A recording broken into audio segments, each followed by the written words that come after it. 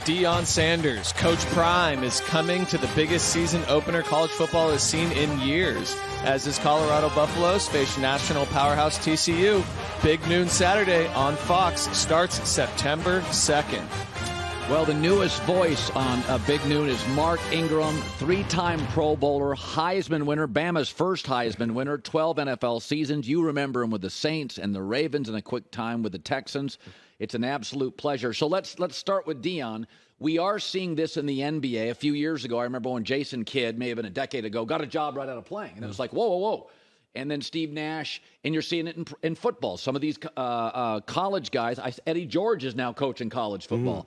So here's Deion. It's not a program with a lot of funds or a lot of talent.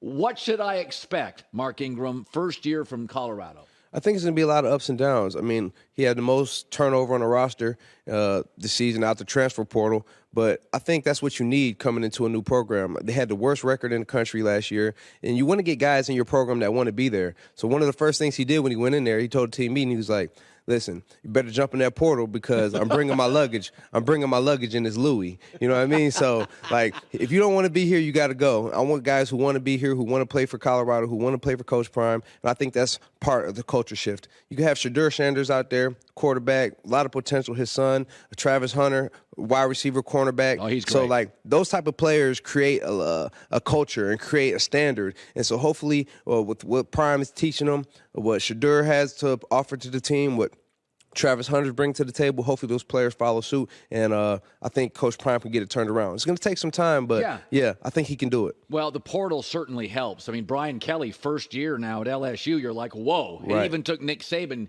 kind of year 2, year 3 to get it going. So Big Noon kickoff, Mark Ingram from those listening on radio. So let's talk about realignment. I think Colorado actually, there's an argument, fits the Big 12 better. Utah going now and joining the Big 12 with BYU, that's a good fit. But there's some realignment people don't love. Your takeaway is you love the sport of college football, but you get the business side of the sport. How do you view realignment? Huskies, Ducks just added to the Midwest Conference of note, Big 10. I think the realignment could be good for fans. Like, I mean, now you got USC playing Michigan, Penn State playing USC. Like, you got all these big games. You got Texas playing Alabama. So you have all these big games that people want to watch. I do. You know what I mean? So I think, for tradition and history, it could be a little whatever. But I think everyone's getting more marquee matchups from the realignment. Now, I mean, who doesn't want to go to the Big Ten where the schools are getting 80 to 100 million? So that, you know what I mean? Who doesn't want to go to SEC where you're getting 70 million per school when they were only getting 30 million in the pack? You know what I mean? So as a business, do you get mad at that, making that decision? But at the same time, it just shows you like kind of hypocritical because they didn't want players making their own money, from NIL. You know what I mean? So you're making all this money at the expense of the athletes that got to travel all these mileages. You know what I mean? So this class. Yeah. So we'll see, man. I think it's good for the game, but obviously, you put some of the athletes that got to go from the West Coast now to the Midwest, right? Especially like the non-football schools. I mean, the non-football sports. You know what I mean? So I think it's going to be a challenge, but I think it's good. I think we get a lot more key matchups that everyone will enjoy to watch. Yeah. So I think this is Jim Harbaugh's best team, and I've always felt that there's 3 or 4 schools in America. Ohio State, Bama, Georgia, LSU. They just get better players. Michigan gets really good players and occasional stars, but I kind of consider the Buckeyes, LSU, Bama, Georgia, it's just different. I would agree. Even Clemson, as good as they are, doesn't get that level. It's more a Michigan class. But I don't know. I start looking at the NFL draft next year. They're like 15 Michigan guys. Is this Michigan team, do you think they could go toe-to-toe with a Bama or Georgia? If they have any opportunity to do it, it's now. You have J.J. McCarthy coming back. Good. You have Blake Corum, Donovan Edwards, who I think is a super underrated running back. I think in Blake Corum's absence, he was averaging like 160 rush yards per game. He comes out the backfield, has smooth hands. The defense was one of the top 10 defenses the last 2 years. So you have Harbaugh teaching these guys to play physical, playing smart, and you have just half your starters coming back, over half your starters coming back. I think the time is now for Michigan. Yeah. Another thing, when you were the first Heisman winner in Alabama history, and you were very good the year before. Like you didn't just, and I look at Caleb Williams. He plays quarterback, and like Bama, USC is a big high-profile program. Mm-hmm.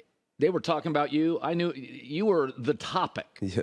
And it was a lot of that because they never won a Heisman, I don't believe. You were the first, right? First. So you were a topic. Like 8 weeks of the year, it was like, this is the best Bama player.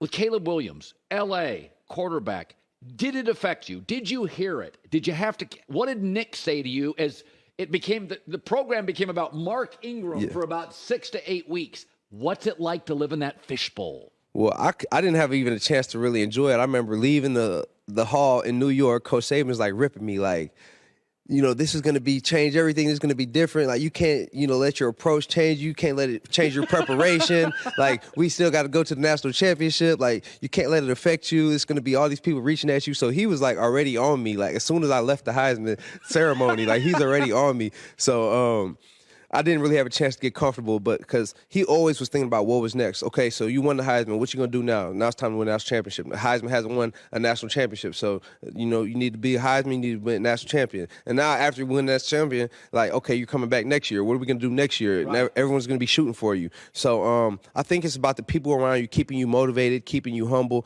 It's not about what you've done. It's about what you're going to do. And I still had to go back my junior year. I wanted to be great. I wanted to get drafted to the NFL, so you still have so much things to play for, so much things to work for. You want to bring a championship to your team. So I think Caleb Williams has that mindset. He brought his lineman to the Heisman ceremony. Yeah. So that tells you a lot about the type of person he is, giving credit to those big guys. And I think he's humble. I think he's gifted. I think he's athletic. He has all the tools to be able to be special and have the opportunity to win again. Yeah. But it's a lot. It's hard. It's hard. It's hard to go back out there and win it again. Yeah. You got everyone shooting for you. There's going to be other players that step up and have great seasons for their team. So we'll see. I'm eager to see about how he goes in the second season, but I think he'll handle it just fine. Yeah, a smart kid, good dad. He's focused. All right, let's do some NFL stuff. So you had Sean Payton as a coach. Sean won with Taysom Hill, who's a runner more than a thrower. He won with Drew Brees, who's a thrower more than a runner. He won with smaller Teddy Bridgewater and bigger athletic Jameis Winston. The dude wins with every quarterback. So now it's Russell Wilson, who's a star, who's aging, who likes to throw the deep ball, moves around, sometimes maybe too much for Sean's taste. So give me your sense on, at this camp, what do you think the messaging for Sean is with that offense and Russell Wilson? I think the main thing is they need to get back to what makes Russell well. So Sean has his offense. Sean has what he's going to do, and he's going to implement that to Russell. But he's also going to, I think he's going to do some things that Russell was really good at when we saw him in Seattle. What's that? You got to be able to run the football. You got to be able to run the football. Play action, Russ is better. Yep, and you play action him, and then he could take his shots downfield. And then what else did he do? Off-schedule plays, breaking the tackle, slithering out the pocket, finding somebody downfield, extending plays with his legs. So you need to just get back to a simple offense that Russell can thrive in. Running the football, Marshawn Lynch. You remember those days? Yes. Yeah. Tough defense, which they have in Denver. So I think he's set up for success, but it's going to be, you got to get Russ comfortable. You got to get Russ going. And he's going to implement some of the things that Russ is good with, the play action, the off-schedule plays, moving them around. He's going to implement that within the current system that he has been running with Drew Brees, with Taysom Hill? Yeah, with Taysom Hill, with Jameis. So he can navigate the offense and tailor it to your skill set. And I think that's what Sean's going to do in this training camp. Yeah, that's what Andy Reid's has done. He finds your talent, Michael Vick, Mahomes, Alex Smith, and moves into it. So you played with Lamar Jackson. Lamar's interesting. So I didn't know if he was going to work in the NFL. He was so insanely fast in college. I'm like, is the ACC bad or is he the world's fastest human? And I just didn't know. He was end of the first round. A lot of people passed on him. Then he comes in, and he's kind of more of a runner than a thrower. But by the second year, I'm like, he can throw. He's fine. It's not pretty, but Phillip Rivers wasn't pretty. It was a different throwing.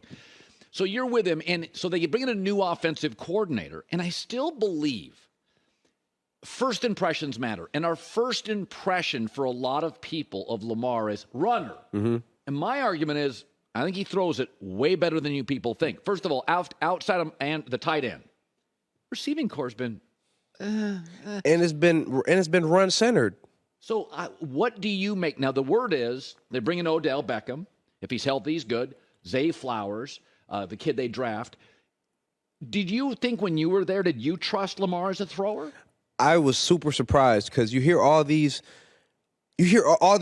stories and rumors that how he can't throw, right? And so I'm coming from New Orleans, 8 years with Drew Brees. I've seen him make every throw, and I go to Lamar now, and we're in offseason. We're doing OTAs and stuff. I'm seeing him make every throw, the deep outs, the deep ball, crossing routes, cover 2 turkey hole. I'm like seeing him make every throw. I'm like, what are these people talking about? This dude has talented arm as anybody. Yeah. Now, sometimes, every quarter, sometimes he changes his arm angles. Yeah. You know what I mean? So he can get the ball, he can navigate, but he's a special thrower. And now he's an elite ball carrier. So when he starts running the ball, he's not just a quarterback that can run. He's an elite ball carrier, a Tyreek Hill, a returner, a Deebo Samuel. He's electric, physical, and he can run. But he is also special with his arm. He can throw the ball. What's he like as a guy? One of the things I like about him, every time he comes back every offseason, his traps are bigger, so he puts in the time. Jalen Hurts does this. And the other thing I like about him, he gets pissed when he struggles. Mm-hmm. He wants to win. He gets mad at Lamar. What is he like as a guy? He's one of those guys, man. That's why you can't say nothing bad about Lamar Jackson to nobody in that Baltimore Ravens locker room. They will be at you for that. They will fight you for that because he's one of those guys. They will go to war for him, and they want to fight for him because they want to support him. They want to see him do well because he's a hard worker. He's special. He's talented, and he's just one of the guys, man. He's one of the guys. He kicks it. He hangs out. He's Lamar. He's humble. He's a hard worker, and you got to respect his story, man. So Lamar's one of those guys, and you can't go around any Baltimore Ravens player or any player who has played with Lamar Jackson and say anything bad about Lamar. Yeah, they love him. Yeah, because he's that guy. He's that guy. Okay, so the Travis Etienne played at Clemson, and now he's with Jacksonville, and he had a very interesting quote. For a young guy, he had great perspective. About 2 weeks ago, I think I was off or something. I saw it on TV, and he said, man, you gotta diversify. Mm-hmm. He said, if you think you're going to be a downhill runner, those days are over. Mm-hmm. And I thought that's a really good perspective. It's not that people are anti-running back, but you got to block. You got to catch. That's why McCaffrey's still getting the bag. Mm-hmm. So you look at it, you could do all that. How do you view the current running back space and the belief that nobody wants to pay him? Yeah. You do have to diversify your game. You have to be able to do everything. But at the same time, we have a player like Austin Eckler who probably had the second most catches on his team, getting paid less than the number 2, number 3 receiver. So what are we doing? The production hurts the running back. Running back runs for 2,000 yards. They're like, he's not going to do it again. He's worn down. A receiver catches for 2,000. They're like, yo, let's pay him.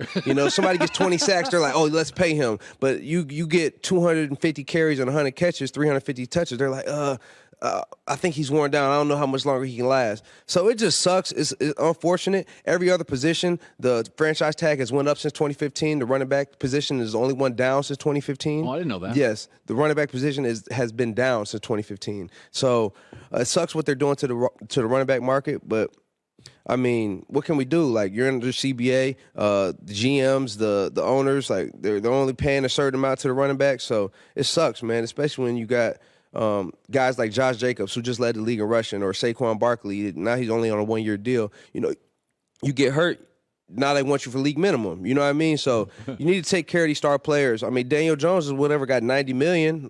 Why you can't take care of your guy who's been, the offense. Been the offense. You don't want to take care of him. You know what I mean? It's just highly unfortunate, and I'm rooting for my running back brothers all around the league, man, because they got to get the money. You got to have the leverage. You got to be doing everything the right way. You got to go to a system that likes you, a coach that likes you, and everything has to go right for you in order for you to get paid. So it's just it sucks.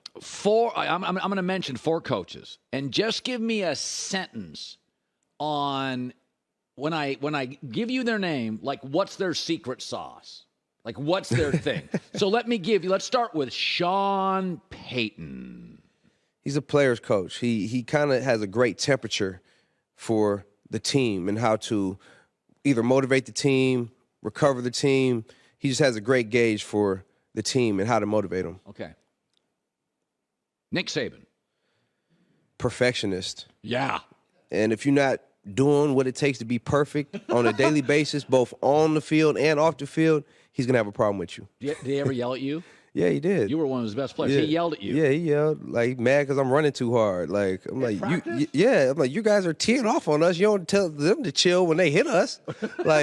You know what I mean? You mad at me because I'm running hard? Like, no, but, yeah, he'll get on you. But it's all for the best. He wants you to be the best person in life and the best player on the field. So he's going to push you for that perfection.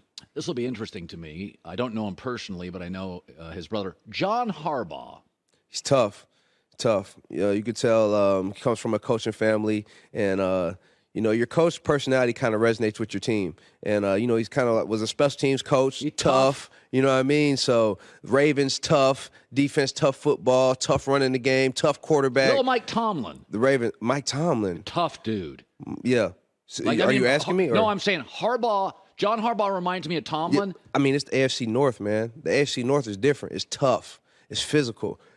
It's true football. You knew it when you were there? You could feel it? You could sense it? You could feel it when you don't play in the AFC North, because when you play the AFC North, you have to play when you play the AFC North, you go to these teams. Two of them come to you, but you have to go to either Pittsburgh or Baltimore or Cincinnati or Cleveland. It's just tough, man. It's physical, and it's real football. It's real football in the AFC North. Isn't that funny? And finally, I don't know about him. He's giant. Dan Campbell. Man, you just gotta love that dude. You love that dude, man. You love that dude. He was with me in New Orleans, and man, when he gets up there, he just commands the room. Like, you respect him because he's done it. You respect him because he respects you, and you know he's gonna do whatever it takes to put you in the best position to have success. So, man, you just love that dude. You love Dan Campbell. He's one of them guys you love to be around. You want to go have a beer with him. You want to hang with him, but you want to run through a wall for him too, because you want him to do well. We want to have success for him. So, I think about this. I was told this years ago by an executive in the NFL. He said, if you're the Saints or Miami, you have to draft more mature players because they're party towns. They're port towns, right? Yeah. So Miami Dolphins, New Orleans, those are... Miami's a lot more active than New Orleans is, but... You didn't get in trouble in New Orleans. New Orleans, you have to do a lot to get in trouble in New Orleans. Really? Yeah, they take care of the Saints out there, man. Okay, they do. So they take care of the Saints out there. Even if you did something a little sideways, nobody's saying anything. They're going to try to take care of you. If you did something crazy sideways, like, it's nothing they could do. But, like, if you just... had too many beers. Yeah, you're good. You're good. You're good. You're good. Okay. Miami, now you didn't play there, but you live around there. Yeah, South Florida's a different monster, man. South Florida's a different monster. So you know guys that have played there? Yeah, I mean, Teron Armstead is one of my good friends. He's down there. They're starting left tackle. What do they say? I mean... If you want to, in Miami, there's something to do every night of the week. If you want to go out Monday, you can. If you want to go out Tuesday, Wednesday, Thursday, Friday, there's some function going on every night of the week. So you have to be able to have self-control. You have to be able to be disciplined, and you have to be able to know there's a time and a place for everything, because it's available to you, whatever you want. It is. That's a great way to put it. It's available to you. Yep. What a pleasure. Mark Ingram, Fox Sports college football analyst. Welcome to the family. Hey, I'm a pleasure to be a part of the family. Shout out to Big Noon Kickoff. Make sure y'all tune in. Check us out every Saturday. That's great. Yes, sir. Way to go. You crushed. Thank you. I appreciate you. Mark Ingram. Hi, everybody. Thanks for watching. Subscribe here to get the latest from the show. Also, be sure to check out more of the best clips from The Herd, or go watch a few segments from other shows on FS1.